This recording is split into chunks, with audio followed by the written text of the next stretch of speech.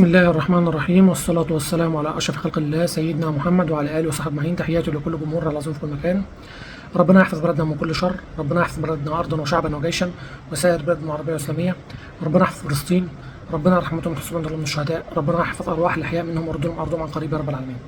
الحمد لله الأهلي قدر يعبر عقبة من العقبات الصعبة اللي دايما كانت، حتى واحنا يمكن يقول لك الاحصائيات ان احنا عدد الماتشات اللي واجهنا فيها سيراميكا بنكسب بنسبه كبيره، لكن دايما المباريات بتبقى اغلبها فيها صعوبه.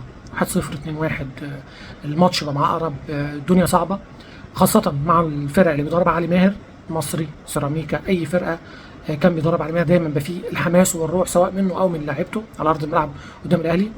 الحمد لله الاهلي يعني عمل مباراه جيده من وجهه نظري، يعني كانت تقترب من الجايه جدا لولا بعد فترات الشوط الثاني. الاهلي وسيراميكا كان الشوط الاول تشكيله: الشناوي، كوكا، بيكهام، ياسر، هاني، مروان، تريزيجيه، بن رمضان، بن شرقي، شريف، طاهر في الهجوم. تبديلات كان العش الاصابه بدلا من بيكهام في الشوط الثاني، ديانج وشحات وجريديشار وعمر كمال. البدايه كانت قويه من النادي الاهلي، استحواذ، سيطره، ضغط عالي، خلق فرص. شفنا عرضيه من بن شرقي، هدف محقق في بدايه المباراه، مرور مميز جدا، وعمل عرضيه ارضيه لشريف حطها بشماله ممتازه، لكن انقاذ من بسام طبعا اللي بيقلب بوفون في ماتشات الاهلي والقائم. تسديده ثانيه من بن شرقي لكن يتصدى لها بسام.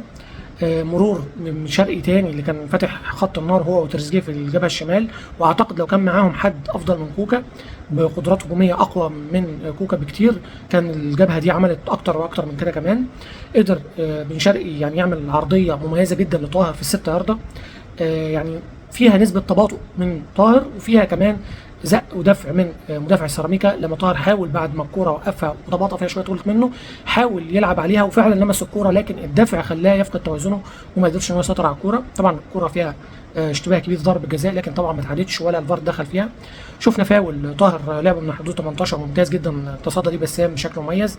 شفنا عرضيه من تريزيجيه لشريف برده على شماله، لكن يعني شريف بيقطع بزياده قوي، بيخرج نفسه بره المرمى، فلما بتلبس في رجله بتبقى محتاجه انها تاخد كيرف عالي عشان تلف وتدخل لجوه. الاولانيه اللي بن شرقي عملها وحطها جت في القايم وفي ايد الحارس بسام، الثانيه راح بقى جنب القايم بعيد خالص لانها ما لبستش بالشكل السليم وما خدتش اللفه والدوران بتاعها. شفنا هدف مميز جدا من تريزيجيه بعد انطلاقه 1-2 جميل جدا اتعمل ما بينه وبين شرقي، واستلم تريزيجيه وعمل مراوغه مميزه جدا وحط ار2 مميز جدا، قدر ان هو يجيب الجون الاول وهدف المباراه وهدف الفوز في مرمى سيراميكا. شفنا كمان اعتذار مميز جدا ومحترم جدا من تريزيجيه للجمهور اللي يمكن عتب عليه قبل المباراه وكان شديد معاه قبل المباراه وكان يستحق بعد التصرف اللي حصل، وكان اعتذار راقي، كان تصرف ممتاز من وليد صلاح الدين اللي خلى تريزيجيه يعني وجمهور الامور تدوب في ثانيه. تريزيجيه راح اعتذر للجمهور وقال لهم انا ما اقصدش وعمري ما اوجه كلامي للجمهور، وجمهور خلاص تناسى الموضوع وهتف له، وده يعني رفع الضغوط مع تريزيجيه. عمل مباراه جيده لغايه ما خرج، والشوط الاول بالاخص كان امتياز. شفنا كمان بعدها تسديده من تريزيجيه مميزه جدا، كورباج استلم وعمل باند كده ورفعها عن نفسه ولطشها، يعني لو راحت في اي حته كانت جول، لكن للاسف راحت في المكان اللي واقف فيه بسام، كانت كوره قويه وكورباج ممتاز. فرصه برضه ضايعه من النادي الاهلي، فرص كتير بصراحه كانت ممكن تخلص الماتش ب2 و3 من الشوط الاولاني ونبقى مرتاحين اكتر. تسديده ثانيه من بن شرقي في كوره مرتده من الدفاعات، سكند بول ياخدها بن شرقي ويلطش الكوره، في اشتباه في لمسه يد، ايده بقى جنبه مش جنبه، ما تعادتش والفار ما اتدخلش ولا شفنا حتى اعادات للكوره عشان نتاكد هل ايده كانت في وضع طبيعي هل لا. ارتدت الكوره دي على طول بعدها مرتده خطيره جدا وانقاذ رائع لياسر ابراهيم، وطبعا مطالبه بركله الجزاء لاسلام عيسى، لكن ياسر ابراهيم لعب على الكوره، التحام بالجسد في الجسد ده، لكن هو حط رجله على الكوره وداس على الكوره وخدها من اسلام، حتى لو كان في التحام لا ترقى نهائيا لضربه جزاء. شفنا بقى تدخل الفار في اللعبه دي ومراجعه للعبه دي، ويعني الحكم حتى هو طالع بيشار انه هيراجع اللعبتين بتاعه بن شرقي اللي هي لمسه اليد والثانيه، لكن الفار هو جايبه عشان لعبه واحده. انا عايزك ضد الاهلي طارق مجدي، انا جايبك عشان تراجع اللي على الاهلي بس. طبعا الحكم شافها وشافها بالاعاده البطيئه ومنكسر الزاويه. ياسر ابراهيم في التحام جسم في جسم لكن دايس على الكوره، ياسر ابراهيم ما التحمش الالتحام اللي يبقى فيه دفع كبير بدليل ان اللاعب وقع مكانه. عارف عماره بتقع في مكانها، مش مثلا لو انا جاي بزقك في ظهرك هتقع لقدام باندفاع كده ولا حاجه، لا ده انا جاي وبفرمل نفسي، هيحصل التحام جسدي كره قدم، لكن حطيت رجلي على الكوره قدامك خلاص وخدتها منك. انت بقى هتيجي واقع بالشكل التمثيلي اللي سامي عيسى عمله اكتر من مره وخد منه اكتر من فاول، لكن لما تراجعت الكوره اكتر من مره خلاص الموضوع منتهي بالنسبه للحكم، شافها انها ما فيهاش اي حاجه وكان قراره موفق. شفنا بعد كده انطلاقه من بن شرقي ومراوغه وتسديده قويه ورائعه لكن تعلو العارضه بسنتيمترات. شوط تاني برضو بنفس الاداء، وشفنا ضغط واستخلاص مميز جدا في وسط الملعب وتمريره مميزه من شريف لطاهر اللي رايح شبه انفراد ناحيه اليمين. صحيح كان معاه مدافع لكن الدنيا مش مقفوله على طاهر، كان ممكن يشوط شوط افضل من كده او يعمل عرضيه ارضيه للمنطلقين من الخلف شريف وبن شرقي، لكن طاهر شاطها قويه جدا لكن بعيده عن المرمى عاليه. شفنا كمان اختراق رائع من بن شرقي وعرضيه مميزه جدا في قدام الست يارده لتريزيجيه، لولا تدخل الثلاثي في الوقت المناسب شال الكوره من قدام تريزيجيه في 6 يارده، كانت اعتقد نسبه كبيره جدا هدف تاني النادي الاهلي. ويعني كانت تسهل الامور بشكل كبير جدا. شفنا عرضيه بعدها تاني لطاهر مميزه، بن شرقي لمسه واحده صلحها تريزيجيه حطها بوش رجله، ما كانتش بالقوه الكافيه لكن عملت بندات راحت خدعت بسام، والكره فيها اشتباه كبير جدا انها دخلت المرمى. شفنا الاعادات اكتر من مره، الاقرب انها دخلت، الزوايا اللي الواحد شافها الاقرب انها دخلت. انك بقى تجيبها بكامل محيطها او مش بكامل محيطها للاسف تصوير سيء جدا، للاسف الفار ما بيتدخلش واللقطات ما بتجيش في الالعاب بتاعت الاهلي للاسف الشديد، لا اخراج ولا فار ولا اي حاجه. شفنا بعدها اصابه لبيكهام في احد الالعاب اللي ما كانش يعتبر في افضل حالاته، بيكهام كان بيحاول لكن كانت اخطاء كتير في الماتش. طلع بيكهام مصاب، دخل العش مكانه، عمل مباراه جيده لحد ما. شفنا ركنيه خطيره جدا لسيراميكا، للاسف برضو الكرات الثابته على النادي الاهلي وفرصه، يعني الكره نطت كده وقعت قدام نيدفيد قدام ال6 يارده، لولا ستر ربنا وتوفيق ربنا حطها فوق العارضه. شفنا الشحات مع دخوله فوقان وضغط واستخلاص ومراوغه مميزه جدا ويدي كوره مقشره لجريتشار، استلام ولا اروع من جريتشار، لكن التسديده كانت محتاجه اتقان اكتر من كده، سواء انك تعملها من تحت الحارس بدقه اكبر في الزاويه الضيقه او تعملها تشيب من فوق الحارس اللي كان طالع مندفع، لكن التوفيق برضو كان محل بسام دايما موفق قدامنا وبيبقى حتى في قمه تركيزه. تصدى لها بسام منع هدف محقق يعني رابع ولا خامس نادي الاهلي. بعدها فرصه خطيره ثانيه للسيراميكا للاسف من لا شيء، كوره المهاجم بيحاول يراوغ العش قطع الكوره بكعبه، لكن للاسف كوكا دخل في العش، يعني كوكا بدل ما يمسك المان بتاعه جه لبس في العش، كانت الكوره رايحه للمان بتاع كوكا اللي كان اسلام عيسى وقتها، واستلم الكوره في مكان خطر جدا. الشناوي اندفع بمنتهى السرعه وقفل عليه الزاويه بشكل مميز جدا واجبره ان هو يشوط الكوره بتسرع طلعت بعيده عن المرمى، لكن كانت فرصه خطيره جدا من برضه مشاكل بتبقى موجوده في الدفاعات. الاداء يعتبر رائع مده 60 دقيقه النادي الاهلي، هبوط المستوى بعد التغييرات بمنتهى الامانه، خروج تريزيجيه ودخول ديانج شويه افقد الاهلي الضغط الهجومي اللي كان عامله في وسط الملعب بشكل مميز جدا، وخرجت شريف وخليت طاهر هو اللي يلعب راس حربه، دي برضو حاجه مش مفهومه بمنتهى الامانه، خاصه عندك جريتشار على الدكه. الشحات نزل يمكن اداء كويس، لكن كان طاهر خلاص الحلقه مش في افضل احوالها. بن شرقي اللي كان عامل مباراه عظيمه العامل البدني اثر عليه بشكل كبير جدا، يمكن الشحات كان افضل حد في الخط الهجومي كله، كانت الكره توصل بقى فيه خطوره، لكن غير كده كانت في مشاكل شويه في الاستحواذ وفقدنا الاستحواذ، وبدا سيراميكا يدخل في الجيم بتغييرات من النحاس بمنتهى الامانه. يمكن الاداء الهجومي بدا يتحسن مع الوقت لما دخل جريتشار وعمر كمال مع الشحات، ادوا عامل بدني اقوى. صحيح اللمسه الفنيه العاليه المميزه كانت موجوده عند الشحات فقط، لكن وجود جريتشار مع عمر كمال ادوا اداء بدني افضل في النواحي الهجوميه للنادي الاهلي، وخلوا ما فيش الضغط اللي هو المدافعين حاسين ان انت بتطفش الكوره وخلاص، لا الكوره بتروح برده بتسند على الشحات، بتسند على جريتشار، بتطلع بالكوره في بعض المرتدات، فبتخوف سيراميكا برضه، لان انت لو كنت تراجعت تماما والعمل البدني وقع تماما عند كل اللاعبين والتغييرات ما كانش فيها اي اضافه، لا الشحات كان عامل اضافه بمنتهى الامانه، جريتشار حاول لكن برضه مفتقد الثقه بشكل كبير جدا. يعني برضه من المشاكل اللي ضايقت الواحد اطار الفرصه المحققه اللي ممكن تسهل عليك الامور بشكل كبير جدا. ماتش يخلص 5-6 لا 1-0 وتفضل مضغوط، فرصتين واحده لنيدفيد وواحده لاسلام عيسى في اخر المباراه كانت ممكن تضيع مجهودك كله طوال المباراه، كنت انت افضل بنسبه يعني 75%، انت افضل في كل حاجه. ما زالت المشاكل الدفاعيه اللي بتؤرق النادي الاهلي في الكرات الثابته، ما زالت مشاكل الدفاعيه والهجوميه برضه بتحصل بسبب كوكا في الجبهه الشمال بيتضغط عليه، بيبقى عليه جبهه يمكن عشان تالق تريزيجيه وبن شرقي في مباراه سيراميكا، فكانوا عاملين ضغط عالي على لعيبه سيراميكا في الناحيه اليمين، فما كانوش قادرين ان هم يضغطوا على كوكا، لكن ما زال برضه كوكا يعني حتى الكره اللي جت في اخر الوقت دخوله لجوه وصدامه بالعش، فقدان للتركيز في مركزه وواجبات مركزه وعدم الرقابه للمان بتاعه، دخل العش مع المان بتاع العش وساب المان بتاعه، لما حصل صدام مع العش راحت الكوره لاسلام عيسى وكانت شكلت خطوره بشكل كبير جدا.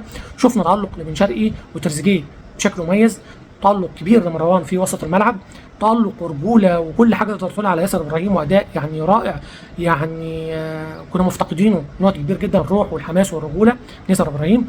رجوله بن رمضان رغم ان انا ما زلت عند قناعاتي ان رمضان بيلعب وهو مش كامل الجاهزيه، عنده اصابه بيلعب عليها، يعني بقى متربطه الدنيا ورجله متربطه مسكنات مش عارف ايه، لكن مش من رمضان خالص اللي بدا مع الاهلي، اللي هو كان جاي اصلا الناس متوقعه انه مش هيقدم الاداء اللي قدمه مع الاهلي في بدايته. بدا من ساعه الاصابه اللي جات له في الخلفيه ومسك الخلفيه، وهو خلاص من رمضان بيلعب رابط رجله والاداء بيجتهد منتهى الرجوله منتهى القتاليه، لكن مش من رمضان، مش جايب حتى 25 30% من اداء برمضان اللي كان بادئ بيه مع النادي الاهلي. والجمهور عمل دور عظيم جدا، لكن جت فتره كده اللي هي كانت فتره يعني سيراميكا ماسك كوره مستحوذ بيضغط شويه على النادي الاهلي، ما كانش عاجبني الغفوه اللي دخل فيها الجمهور شويه، الاغاني الاغاني الاغاني، ويعني ناسيين انه لا يعني نفوق فرقتنا يا جماعه احنا مضغوطين. صحيح ما فيش فرص خطيره على مرمانا، لكن في ضغط، في استحواذ، في فقدان للعمل البدني عن النادي الاهلي، محتاجين دفعه معنويه كبيره. لكن بعض الجماهير تحس صحصحت بعض، لقيت فجاه والاغاني شغاله الجمهور فجاه او مجموعه من الجمهور العب يا اهلي العب يا اهلي العب يا اهلي، بدا الجمهور كله يصحصح ويرجع لتركيزه. احيانا الحماس والاغاني والروح العاليه من الجمهور تحتاج قياده حكيمه وعندها خبره، تقدر تقود المدرجات، تعرف امتى نغني، امتى يبقى في نقد، امتى يبقى في ابداع، امتى في هزار وضحك وتحفيل. الامور دي محتاجه قياده محنكه، الجمهور بيعمل الاقصى ما عنده، لكن محتاجين كبوات يبقوا يعني ايه عندهم من الخبره ومن الحنكه ومن الرؤيه للمباريات وسير المباريات، امتى يبقى في تشجيع الحماسي، امتى احنا مضغوطين محتاجين نفوق فرقتنا، امتى ان احنا نحمس فرقتنا، احنا نضغط على فرقتنا وننتقدها لو مقصرين، الامور دي كلها. شفنا بقى طبعا بعد المباراه حدود الشناوي وقفشه، الموضوع العادي اللي هو ممكن يحصل ما بين اللاعبين، الشناوي بيندى على قفشه ما ردش او قال ما سمعتش، برده لقطه فيها عتاب اكيد، لكن الامور كلها بتتحل، امور بسيطه تحصل في كره القدم. يعني في مدير كوره شغال بشكل كويس جدا ومنتظرين من الافضل. شفنا التصريح المميز اللي عمله، تصريحات حاسمه، مفيش لاعب يكلمني لا تجديد ولا تمديد ولا تعديل ولا اي حاجه. اللاعب اللي عقده قريب هينتهي، هو الاهلي هيشوف هيعمل ايه، عايزه يكمل معاه هيقدم له العرض المناسب، وهو قراره بقى. عايز يكمل مع الاهلي اهلا وسهلا، موافق على العرض اهلا وسهلا، مش موافق خلاص حريه شخصيه. اي حد بقى عقده لسه بعيد مفيش اي كلام، عشان نخلص من المواضيع والضرب بتاع الغرزه في وليد صلاح الدين وفي الاهلي وغرفه خلع الملابس والاعلام المتسيطر عليه من الغرزه، والضرب اللي بيحصل في كل حد بيحاول يعمل اصلاحات جوه النادي الاهلي. لا خلاص المواضيع اتقفلت، احنا اللي جاي، احنا اللي هنعرض، الاهلي هو اللي هيجي لك وهو اللي هيقول لك محتاجك، عايزك تكمل، شايف ان انت تستحق تكمل، هيقدم لك العقد في التوقيت المناسب وبالقيمه وبالحاجات اللي هو هيقيس عليها، زي ما قال كابتن وليد صلاح الدين قبل كده، المقومات والشخصيه والفنيات والالتزام والانضباط والامور دي كلها واحتياج الاهلي ليك. شفنا طبعا يعني الكوميديا اللي حصلت من طارق وفتح الله اللي بيحلفوا بالله ان ضربه الجزاء المصري مش موجوده، ضربه الجزاء المصري على نور فاتكم الفيديو اللي فات بتاعت عمر جابر مش موجوده، بيحلفوا بالله. بتاع طاهر مفيش، ده حتى بيقول لك طاهر ما كانش بيلعب على الكوره والكوره بعيده عنه، اللي هو طاهر اصلا لمس الكوره والمدافع بيزق، دي اعتبروها طاهر ما لعبش على الكوره اصلا. انما بتاعت سيراميكا قال لك اصله كان مستحوذ على الكوره وياسر ما لمسش الكوره، العكس تماما، ياسر هو اللي لمس الكوره وخدها من اسلام عيسى، وكان الالتحام جسد في جسد مفيش دفع. انما لاعب سيراميكا كان في دفع بالايد في جنب طاهر، افقدت الاتزان، ما هوش الدفع الرهيب صحيح، ممكن حكام يعدوها، لكن كان في دفع، يعني لو في حاجه هتتحسب هتبقى بتاعه طاهر مش بتاعه سيراميكا. بصوا مين اللي رايح للكوره ومين اللي رايح للاعب وبايده في جنب طاهر بيمنعه من الوصول للكوره. طاهر حط رجله الشمال على الكوره اهو، واللاعب بيزق بس مفيش اي دافع. بص ده بيلعب على الجسم بالزق، وده بيلعب على الكوره بيحاول يوصل للكوره، يقول لك ما لمسهاش وما كانش تحت استحواذ ولا سيطرته، هو رايح لها لولا الزقه اللي افقدت اتزانه دي. يقول لك بقى بتاعت ياسر ابراهيم لا ده كانت تحت سيطره اسلام عيسى. خلاص شوف الكوره لسه جايه له وياسر ابراهيم تدخل على طول، بص التحام جسم في جسم، وبص خد الكوره اهو حجز الكوره، التاني وقع زي ما يكون عماره واقعه في مكانه. طبعا دي كانت البدايه لمسه اليد اللي هي ما نعرفش بقى ايده بره جسمه، محتاجه كانت زاويه تانية غير دي، هي جت في ايده طبعا. شوفوا بقى لما راح بص الكوره، الحكم قريب جدا، التحام طبيعي جدا جسم الجسم، وخد الكوره ياسر ابراهيم اهو داس على الكوره خدها لورا اهي، خدها لورا، والحكم واقف لازق فيهم. دي الكوره بتاعت الجول، ايه اللي حصل فيها؟ بصوا هو نزل على الكوره على الخط تمام، هو كده وقع على الكوره اهي على الخط ووقع فوقيها. بصوا ارتداد جسمه جوه المرمى قد ايه، والكرة معاه ارتدت لجوه قد ايه، وبعدين حاول بشماله يخرجها. بصوا هو وقع جوه قد ايه، بصوا هو دخل قد ايه وبيطلع الكرة اهو لبره، لما يطلعها لبره هيوقفها فين؟ بصوا بصوا طلعها قد ايه يا جماعه؟ كره بتدور بكامل استدارتها اهو، كامل محيطها. بصوا لما هيوقفها فين؟ على الخط. بقى الكره لما تلف كل ده من جوه لبره عشان تقف على الخط ما كانتش داخله. بصوا واقفه فين؟ فوق الخط بعد ما طلعها. عشان لما بالزاويه دي بقول لكم لما وقفها هنا على الخط اهو، بصوا جايبها من جوه. بصوا الكره بتتحرك ازاي، بيسحبها ازاي، كل ده. ولما تطلع اخبار تقول لك لا بص الكوره ما دخلتش مش عارف ايه. طب اعرضوا لنا بقى الزوايا واللقطات اللي انتوا حكمتوا عليها، احنا جبناها لكم. هو بيطلعها ويحطها على الخط. كل الامور دي في الاخر يقول لك اصل سيراميكا كان ليه ضربه جزاء. درجه سيد حفيظ بيقول لهم يعني ربنا يحفظنا وما ينزلش علينا غضبه في اللحظه دي من حلفاناتهم، بيحلفوا بالله وبيقسموا بالله ان الكوره ما فيهاش حاجه. شفنا كمان مطالبه الاهلي بالتحقيق مع طارق مجدي حكم الفار، ومعاه حق مليون في الميه. لما انت تبقى فيه 3 4 العاب للاهلي المفروض الفار يتدخل فيهم، او على الاقل نشوفهم في الاعادات واللقطات بتاعه، وانت تسيب كل ده وتجيب لقطه واحده الحكم اول ما شافها خلاص من كذا زاويه ما فيهاش اي حاجه، فده تدليس واضح وهوى واضح من الحكم ويستحق عليه العقاب. لكن الاهلي بيعمل اقصى ما عنده، لكن بيشتكي مين لمين؟ هي كلها مدوره بعضها للاسف الشديد. الابيض كل اعلام ومحللين ونجوم سابقين نفس السيناريو والسكريبت اللي متوزع على الكل. لغوش على كل مشاكل الابيض وتسال بس على ايه؟ زيزو وامام وقفشه شحات والنحاس والمدرب الجديد ومش عارف ايه، واللقطات اللي فيها جدل تحكيمي على الاهلي بس هي اللي بتيجوا بيتكلموا عليها، ويقول لك اصل الزمالك مقفول عليه. لا لا لا، الزمالك ما مقفول عليه ولا حاجه، انتم اللي بتقفلوا على اخباره وتلغوشوا عليها واي كلام بتقولوه عشان يعني تمشوا الدنيا. شفنا المدرب لما طلع انتقد جزيري وقال مش هيلعب معايا، الاعلام طنش. الارض الموضوع نام دلوقتي، موضوع الارض الاعلام ما بيتكلمش عليه. المديونيات اللي بيطلعوا يتكلموا عليها بملايين الملايين، بص محدش يتكلم، اسكتوا. لا غرفه ملابس متسيطر عليها ومغلقه ومش عارف ايه. لا لا، كل حاجه مكشوفه، لكن الاعلام اللي مش عايز يتكلم. اوامر الغرزه الاعلام ما يتكلمش في اي حاجه تخص الزمالك ونلغوش عليها باي حاجه تخص الاهلي. ايه ده؟ في ايقاف قيد، شيكو بانزا مش عارف ايه عامل ايه، لا مش عارف ده ما خدش مستحقات، لا ده هيعمل مشاكل. زيزو اتكلم على زيزو، اعملوا سكريبت على زيزو، اعملوا مش عارف سكريبت على امام، اعملوا مش عارف ايه. شفنا الامور دي مرارا وتكرارا، وللاسف طول ما الزمالك مسيطر على الاعلام بالشكل ده، مسيطر على المسؤولين في الاتحاد وفي الوزاره في كل حاجه، هتفضل المشاكل يتدارى عليها للزمالك مهما وصل من فشل، وتتعظم اي حاجه. بالعكس لو ما فيش حاجه للاهلي يحفروا وينكشوا عشان يدوروا على اي حاجه، ولو ما لقوش يخترعوا حاجه عادي مفيش مشكله. كابتن رئيس الصراحه دي طلع قفل كل حاجه على موضوع زيزو وانه عايز يطلع يتعالج بره، وموضوع امام واللي حصل، وموضوع مروان والكلام اللي طلع بتاع، قفل كل حاجه. لكن بيفضل طول ما في غرزه هي المسيطره على الاعلام الابيض وبتدوره في كل القنوات وفي كل الصحف الا من رحم ربي، هتفضل الدنيا من سيء الى اسوء للاسف الشديد. الطبيب النفسي برضو دوره فين؟ محتاجين تدخل قوي. الطبيب النفسي نحس بدوره اكتر من كده مع لاعبي النادي الاهلي. كلام كتير عن اجتماع كابتن محمود خطيب مع ياسين منصور، هنشوف الفترة القادمة النتائج هتكون ايه اللي اسفرت الاجتماع ده. برضه اجتماع ما بين كابتن محمود خطيب وسيد حفيظ والترشح والعضوية والامور دي كلها. برضه كابتن سيد حفيظ يعني كل ده اجتهادات من صحفيين، لكن هو حتى لما اتكلم ما اتكلمش في اي حاجة. نسيت طبعا يعني اتمنى تاني الامام عاشور الشفاء المرض والفيروس اللي اصابه والتحاليل للجميع والقلق اللي حصل ده، ربنا يشفيه ويعافيه يا رب شفاء لا يغادر سقما. وموضوع عدم وطني والهرتله الفارغه اللي بيقعد يصرخ بيها كل شويه، اكونوا على جنب يا جماعه. شخص لا قيمه له، شخص نكره بيحاول يعني يعمل لنفسه اسم على حس الاهلي، فسيبكم الاشكال دي. شرط الجزائي كلام كتير جدا ان هو سبب عرقله التعاقد مع فيشر.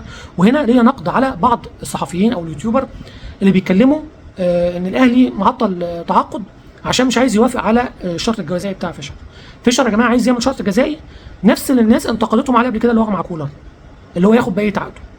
يعني مش معقول يا جماعه هتنتقدوا الاهلي في كل الطرق. انت يا اهلي ازاي توافق على الشرط الجزائي ده مع كولر وتدفع بقيه عقده ومش عارف ايه، مع ان الموضوع في الاخر اتحل وخد 3 شهور بس، لكن كان هو بيقال ان العقد مكتوب فيه كده. وازاي والاهلي يقع في الغلطه دي ومش عارف ايه. هم نفس الناس اللي بيضغطوا دلوقتي الاهلي متاخر وليه ما تعاقدش مع فيشر وليه ما تعاملش وعمال تتباطئ. يتباطئ ايه يا جماعه؟ انتوا بنفسكم بلسانكم اللي بتقولوا، يعني انتوا كصحفيين او يوتيوبر بتقولوا اخبار ان فيشر عايز اولا يجيب ناس من جهاز كولر السابق، وكمان عايز يحط الشرط الجزائي انه لو مشيتوه في اي وقت ياخد بقيه عقده كله. وبتلوموا على عين الاهلي مش عايز بقى يتعاقد مع فيشر بسرعه وينجز وبتاع. لوموا ان هو يتاخر ولا حاجه معاكم، انما تلوموا مع فيشر بالاخص وانتوا اللي بتقولوا الاخبار دي. يعني انتوا عايزينه يلبس نفس لبسه كولر في العقد وبعدين ترجعوا تلوموه تاني؟ يعني يا جماعه هو المهم ان يفضل الترند شغال؟ حاجه صعبه بصراحه، حاجه صعبه. طبعا شفنا صحيح فوز الزمالك على الاسماعيلي باخطاء دفاعيه كارثيه وركله جزاء. الزمالك الهدايا بتجيله من المدافعين من اول الموسم، شوف كل الماتشات لازم يبقى في مدافع بيعمل غلطه كارثيه يهدي الماتش بيه للزمالك. لو المدافع مش هيعمل كده، الحكم زي ماتش المصري كده ما يحسبش ضربه جزاء هنا ويرجع بعد كده الماتش يتقلب. شفنا طبعا تعيينات الحكام المريبه، وطبعا مع رحيل او يعني سفر اوسكار رايز الامور بتزداد مشاكل وعقبات التحكيم اكتر ما هي اصلا. فربنا يستر الماتشات القادمه. ماتش الديربي قدام الزمالك، لكن قبل ماتش الديربي قدام الزمالك ماتش الحرس مهم جدا يا جماعه، ما نستقلش ماتش الحرس ويبقى تركيزنا كله رايح على ماتش الديربي. كلام من دلوقتي على ماتش الديربي هنعمل ايه وتشكيل واللعيبه وزيزو جاهز ولا مش جاهز، وندي حسين بقى ومرعي ونجهزه من ماتش الزمالك ومش يا جماعه عايزين بهدوء عشان ما تبقاش تركيزك رايح لماتش الزمالك لا قدر الله تحصل عقبه او مشكله كبيره في ماتش الحرس. ماتش الحرس ب3 نقاط نخلص منه ان شاء الله ونركز في ماتش الزمالك باذن الله. يكون الاهلي موفق، الاهلي جاهز، اللعيبه اللي عندها احتمالات اجهاد شويه بتاعت ترتاح زي بن رمضان، اللعيبه اللي في احتمالات انذارات او حاجه زي تريزيجيه ممكن ندي فرص لحد تاني ونريحه او نخليه على الدكه على الاقل. مش عايزين ندي فرصه لحكم يمنع لاعب من ماتش الديربي، وفي نفس الوقت مش عايزين نخسر مجهود لاعب زي بن رمضان. مهم جدا انه يستعيد عافيته بالشكل اللائق والمناسب عشان يرجع بن رمضان اللي كان بادئ معانا الموسم، اللي احنا كنا بنقول ده المستوى الرائع اللي هو بيقدمه ده ولسه عنده 50% من مستواه، ده كده واصل ل 50% بس. فما بالك دلوقتي هو بيلعب مصاب. فاتمنى برده ما يبقاش في مجازفه. جازفنا بزيزو كانت غلطه، وامام كان عيان، وبن رمضان وهو متربط. فاتمنى كابتن عماد النحاس والجهاز الفني والجهاز المعاون والطبي والاداري يا جماعه اي لاعب فيه شك في اصابه او حاجه ندخل بديل، مفيش مشكله يا جماعه. افضل ما ان انا اخاطر بلاعب مصاب اخسره في الماتش كاداء وممكن كنتيجه لا قدر الله تبقى ضدي، وكمان اخسره ماتشات جايه كتير. فاتمنى النقطه دي ناخد بالنا منها. بالتوفيق الاهلي الفتره القادمه ديت مباراه الحرس، ودايما يا رب الاهلي من انتصار لانتصار وبطوله بطوله. رب العالمين في الاخير معاك يا لو مره معاك، وتحياتي لكل جمهور العظيم في المكان.